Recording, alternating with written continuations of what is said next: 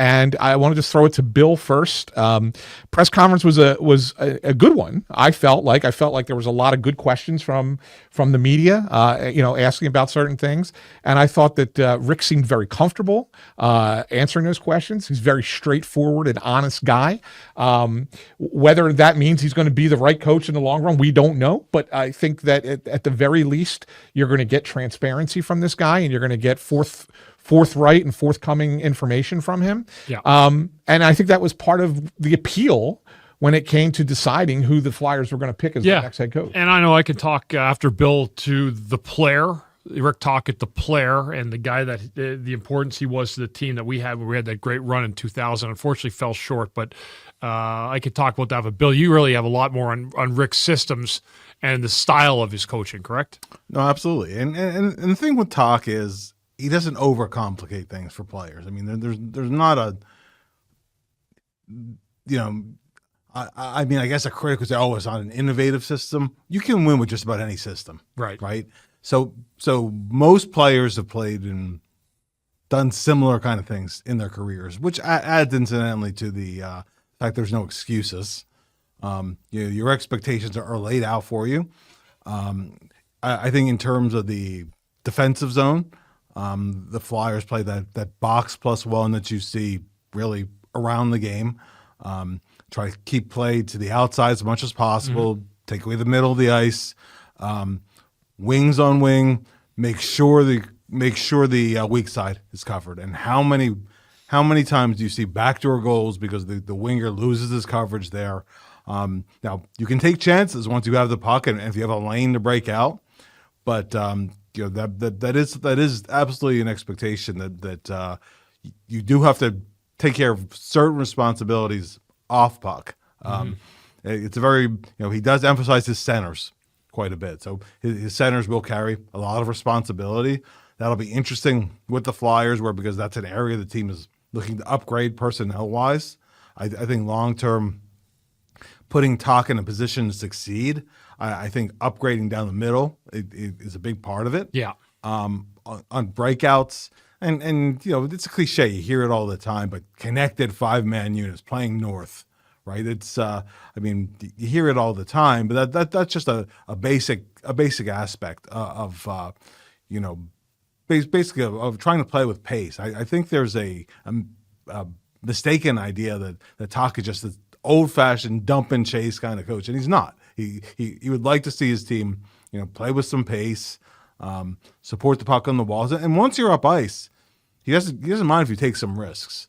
Some of those aren't going to work, but I think that because of some of the rosters he's had, and mind you, this roster has to get better as well. They go, oh well, his teams don't score. Well, but the guys that are capable of putting pucks in the net, and you can even look even through Vancouver, because talented players eventually thrive under him.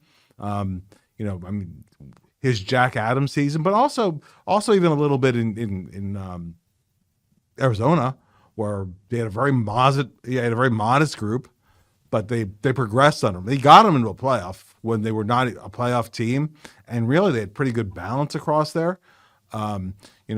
Having defensemen jump into the play, which is pretty standard for teams these days. You have to do it to be able to succeed. It's an opportunity. I'm really interested to see Cam York, for example, because under the previous coach there was a feeling this guy just cannot produce offense. It didn't matter that he was the number one defenseman, literally the number one defenseman on probably the deepest ever U.S. national development team, junior team, where all 6 defensemen in that team were drafted in the NHL draft that year. Now, I'm not saying he's ever going to be a Brian Leach or any of the names that were thrown out, when he was first drafted, but there's more upside there. There's more opportunity for players with some mobility to be able to jump into plays, make things happen, and I don't think those players will feel shackled. And what's going to relate to all of that, and I'm sure we'll talk about that next. And when the other guys come in, I'm sure it'll be a main theme. A lot of times coaches will say, "Oh, my door is open," right? A guy can always come in and talk with me. Well, but there has to be a bit of a rapport first, and there are players that just doesn't feel comfortable or natural to them. Yeah. If you have a relationship already built up, I think the player feels more comfortable having that dialogue. So okay, what do I need to do more? What do I need to do less of, and why? And that's a question and something that Tocchet addressed in his press conference. Today's athletes will ask you why. Yeah. Yes. And that was something that was not part of the way of the game at all when Tocchet played, and one of the adaptations he had made, and he's good at it. He doesn't mind answering why, and that's that I think is part of why he can relate to players of different age groups. Hey, that was my question. Sorry, And I had a coach answer that question. It was pretty cool to have the coach answer that question. Yeah. Yeah, that was cool. But Bill, one of the other narratives that's out there is meet the new boss, same as the old boss. Obviously, he's different personality-wise than John Tortorella. You just kind of explained that, right? That's certainly a difference.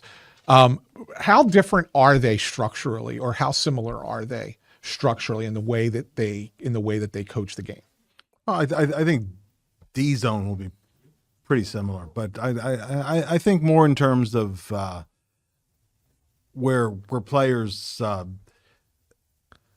where players feel like, well, on the one hand, safe as death, but on the other hand, you better not make a mistake. Yeah. Certain mistakes. Yeah. Right? Especially like coming through the neutral zone. You better not get stripped of the puck. Right. That's going to happen sometimes. Right.